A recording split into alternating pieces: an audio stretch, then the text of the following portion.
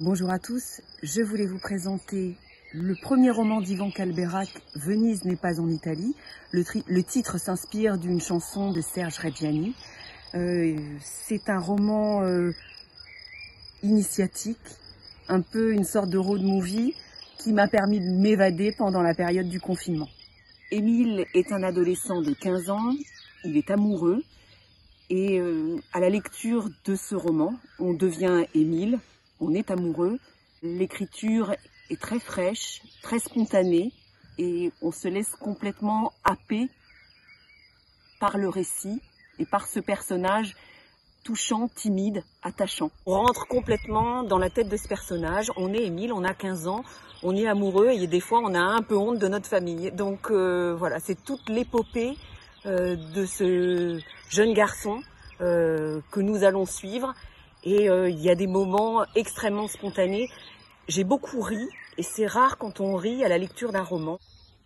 Alors là, nous sommes au tout début du roman, et Émile s'interroge, et je vous propose une petite lecture d'extrait pour vous donner un aperçu du style. Moi, c'est très rare que les filles me regardent, même discrètement, mine de rien. Ma mère dit que j'ai une beauté discrète. Je sais pas trop comment il faut le prendre. La beauté discrète, ça peut s'approcher dangereusement de la mocheté, si vous voyez ce que je veux dire. Mais j'espère pas quand même. Non, je dois être dans la moyenne, moyen plus, moyen moins. Sans doute que ça dépend des goûts et des couleurs. Et comme en plus je suis petit et que les filles, elles aiment bien les grands, eh bien il me reste plus qu'à avoir de l'esprit, de l'humour, du charme quoi. À essayer de bien analyser les filles pour trouver comment leur plaire. Je passe un peu ma vie à ça d'ailleurs. Les mecs mignons, ils cherchent pas à comprendre les nanas, pas besoin. Elles leur tombent tout cuit dans le bec, alors que moi, je vais être obligée de devenir un spécialiste. Avec un bac plus 5, je serai docteur en filles, en psychologie féminine si vous préférez. Émile est invité en Italie par Pauline, la jeune fille dont il est éperdument amoureux. Ce qui n'était pas prévu au départ, c'est que toute la famille suive dans cette épopée.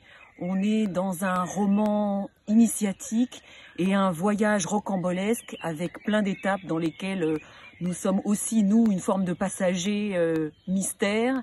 Et dans cette période de confinement qui a été un peu lourde, anxiogène et statique, ça a permis à la fois l'évasion, le rire, l'humour et une cure de jouvence incroyable, et je peux vous assurer que jamais plus vous n'écouterez la chanson Hassim Bonanga de la même façon.